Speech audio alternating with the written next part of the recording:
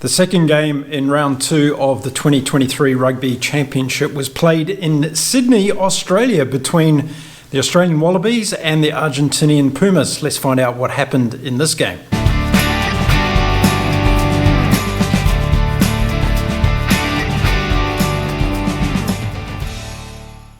Hello everyone and welcome to Inside Sport. I'm your host Mark and it's great to have you with me today. If you're coming along for the first time today, why not hit the little subscribe button, help me out on my channel. I'm going to be following a lot of rugby throughout the remainder of the year, including the last round of the Rugby Championship and then all the warm-up games to the World Cup, as well as the World Cup itself. So lots of rugby here on this channel. Now then, the last game in round 2 was between the Wallabies and the Los Pumas in Sydney, and it was played at Parramatta Stadium, which is out in the western suburbs from Sydney, about an hour's drive or so from Sydney CBD.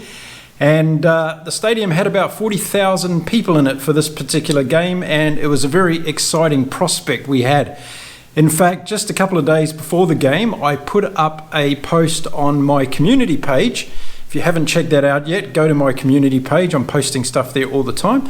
And I asked you who you felt was going to win this game.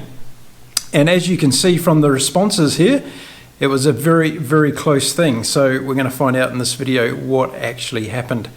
So in the crowd for this particular game was Mark Waugh, the new CEO of Rugby Australia. And there was a lot of anticipation from the Australian rugby fans. They wanted a win in this game, and the Argentinians wanted to come and spoil the party, particularly with an Aussie coach in Michael Cheika. Eddie Jones was talking up a big storm before the game, talking about how Australia was going to bounce back from that horrendous game against the Springboks and get their campaign underway, not only for the Rugby Championship competition, but also for the Rugby World Cup, which is imminent in 54 days' time from now. So the kickoff went off, and straight away it was Argentina that went on to the attack with some really decisive plays and hard hit-ups, actually. They really put it to the Aussies in the first few minutes. Pumas put together 6 phases of intense play right at the beginning of the game, and as a result, the Australians' discipline fell away and they were penalised. So a kick at goal was missed. So the Aussies put together various series of phases of play and eventually came up with a try to Ikitau, which Quade Cooper converted, and it was 7 points to 0 after 7 minutes. A few minutes later, the Wallabies got a penalty that was able to be kicked by Cooper, and they went out to 10-0. And at this stage, I kind of thought that, okay, this game's going to open up for Australia and they're going to put on some serious points against Argentina. How wrong I was. And before we knew it, the game started to flow the other way and the Argentinians started to take control. And that's something that I've been really impressed with the Argentinians over recent time, in particular in the second half against the All Blacks, and also in the way that they started off this game. When they did get possession of the ball, they were much more methodical, and I would call them rugby intelligent in using that ball. And that's one of the changes that we've started to see evolve under Michael Cheika with this Argentinian team. So it was 10-0 to the Aussies at this stage, and then Argentina got some possession and they put together a fantastic 15 phases in a row and put a lot of pressure on the Australians. And it was during that time that Ikitau, who picked up a shoulder injury, got replaced, and his shoulder looked pretty bad. It looked like he could have even dislocated it, and he left the pitch. And that was something that was going to have an impact on the Aussies later in the game, because Carter Gordon came on for Ikitau, and he went into the 12 position, which he's not used to playing at all. So Argentina got a penalty in the 21st minute, so the scores were then at 10-3 to the Wallabies, and it was game on, because we thought at this stage that the Argentinian Pumas were getting enough ball. So for the next passage of play, Australia again got quite a bit of ball and started throwing around, and they were always on the edge of just making that decisive break and running away with it. But with good defence from the Argentinians, they withstood that pressure and they came back with pressure of their own. And in the 26th minute, De La Fuente for Argentina went across for a try, and it was game on. It was back to 10 points to all. So yeah, no one really knew where it was going to go. For the remainder of the first half, it was really a case of Australia and Argentina sharing possession, almost both looking like they were going to do line breaks and come up with some more points. So by the time we got to half time, it was one of those games where we still didn't know who was going to win this, and it was really going to be the team that wanted to step up and take the win that was going to happen. So Eddie Jones, I'm sure, was having a pretty tough talk to his team at half time. I thought in the first few minutes of the game this was going to be a game that opened up for Australia, and I'm pretty sure Eddie Jones would have thought the same. So off into the second half we went, and it wasn't long before Argentina took the initiative, and again after expansive play and then bringing it into the forwards, Juan Pablo Montoya, their captain, went over for a great try in the 45th minute, and that put Argentina ahead by 17 points to 10. And there was some big nerves going on around Parramatta Stadium at that stage, because it looked like Argentina were here for the fight. To their credit, Australia came back, and the next phases of play, they kept the ball and they proceeded all the way down towards the Argentinian goal line, and the veteran halfback Nick White went over for a try, much needed, and it brought Australia back to parity on the scoreboard at 17 points to 17 after 53 minutes. So again, the ebb and flow in this game was evident always throughout this game. And after half-time, we heard that Ekitau, who went off, was going off to hospital and to get some scans done. And I can now say that he's actually got a fractured scapula. So not good news for the Australian playmaker. He's going to be out for a while with that. And I'll keep you up to date with his progress, whether or not he's going to make the World Cup. Then we started to see the Australian discipline being tested, and as has been evident in other games of recent times, their discipline started to fall away and they started conceding a few penalties. In fact, in the 60th minute, the penalty they got conceded was kickable, and Buffali, who had a good day with his boot, stepped up and got the penalty, and it went out to 20 points to 17 to the Argentinians. Some of the Australian playmakers were doing well in this game, in particular Mark Nawa Quantamasi, who has been playing exceptionally well. If you haven't seen him play before, he started his debut with the Australian Wallabies on their spring tour to Europe last year. He came back and played his first game at Parramatta Stadium on the weekend, and he was a real standout for me during this match. He did some fantastic things. You can tell the guy's got a lot of energy, goes looking for the ball. He was good under high kicks. And he was all over the field, actually. He was really, really good. Marika Koroibete, one of my favourite players in the Aussie jersey, was playing another storming game. He's such a big guy, taking hit-ups, good in defence. And he was injecting himself into the game, as he does all the time, to try and help this Aussie team. But as the second half went on, the Argentinians started to believe in this game. They started to believe that they could do an upset in most people's eyes, and take the Australians down. So 20 to 17 to the Argentinians, and we only had to wait 8 more minutes before the next major action in this game, and it was a try to Argentina. Yes, again, after really good build-up play, then throwing it out wide, breaking the Aussie line, Mateo Carreras went over for a try, and that put some distance on the scoreboard. The Argentinians were out 27 points to 17. And there was real belief now in the Argentinian side that they could cause an upset in the Aussies. So we entered the last 10 minutes, and the pressure was really on the Aussies to try and take this game, and they came through a good phase of play once again. And then Sevu Karevi got the ball and took off down the left side to score a try in the corner, and that was converted by Quade Cooper from the touchline. And I must say, Cooper had a great kicking day with his boot. He was really on point. And that brought the Australians back to 27 points to 24. And it was game on with about 8 minutes to play. The last 5 minutes of the game, it was to play for on both sides. And Argentina, after the Aussies had scored that try, Argentina came back with a lot of great phases, pushed their way up towards the Aussie line. And they had a series of rolling mauls that got closer and closer to the Aussies' try line. And I thought that it was only a matter of minutes before the Argentinians were going to score again. They were putting so much pressure on the Aussie line. They took it up in their forwards, punched towards the line, and then they put it out through their backs, trying to get it to the left side of the field.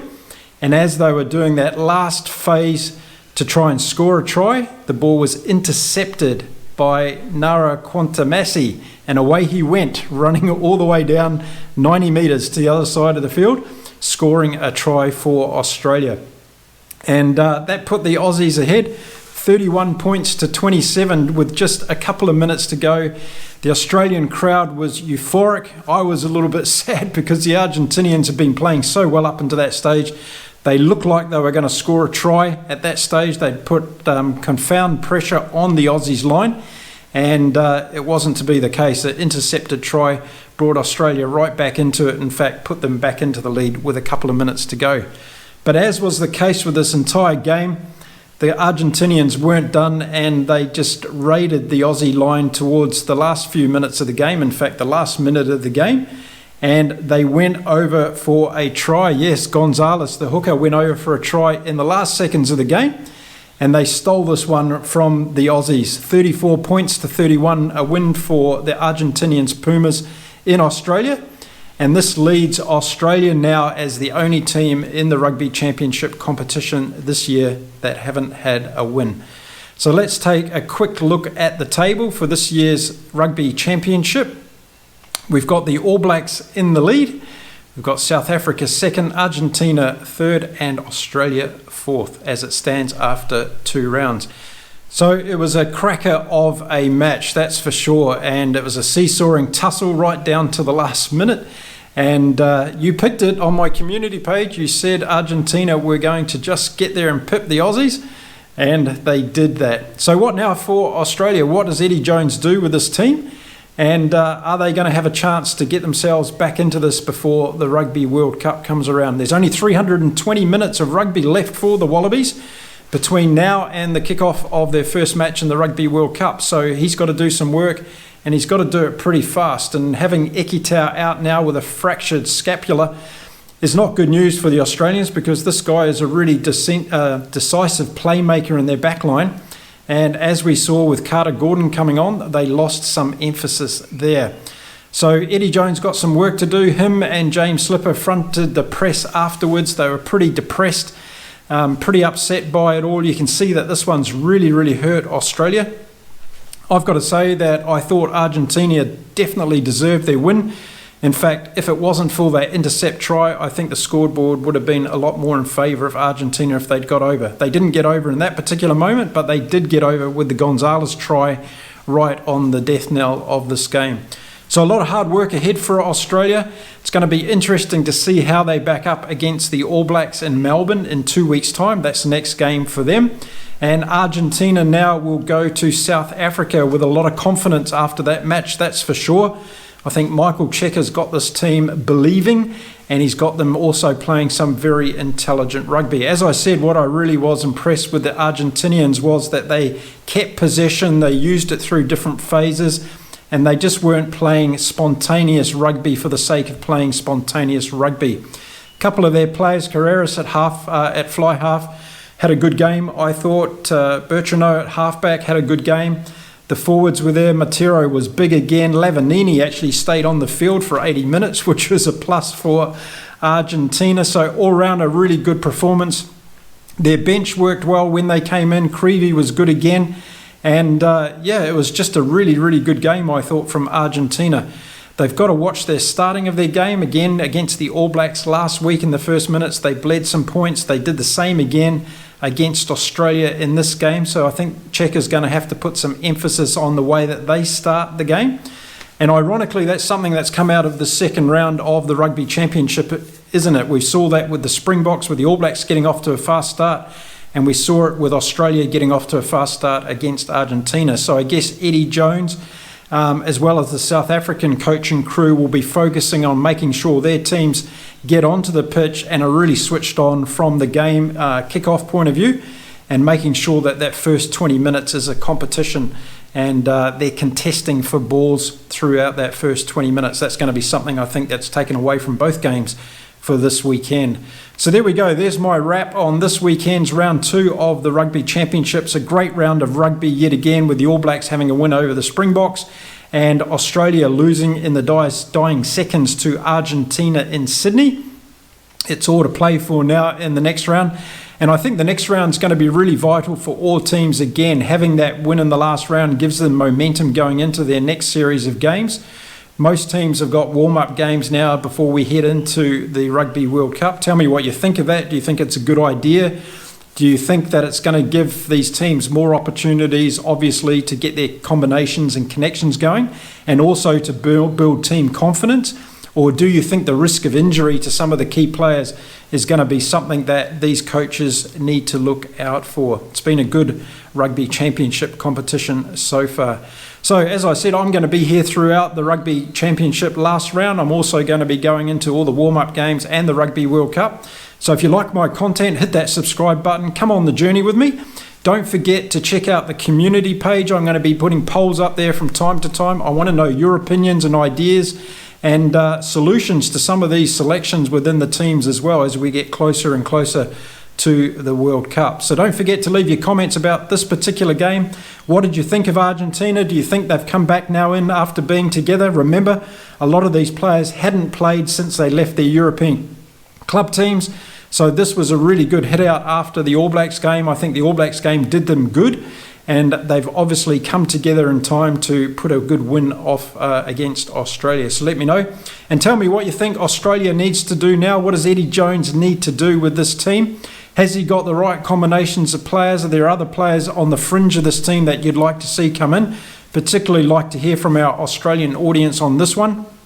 And let me know what he needs to do. He hasn't got much time left with only 4 test matches to go with the Bledisloe series and then off to Europe for warm-up games. Okay, that's it for this particular video. Thanks very much for watching my videos. I really appreciate it. And I'm going to be back again soon with another video on rugby from around the world. So until then, stay safe, stay well, and enjoy your rugby, everyone.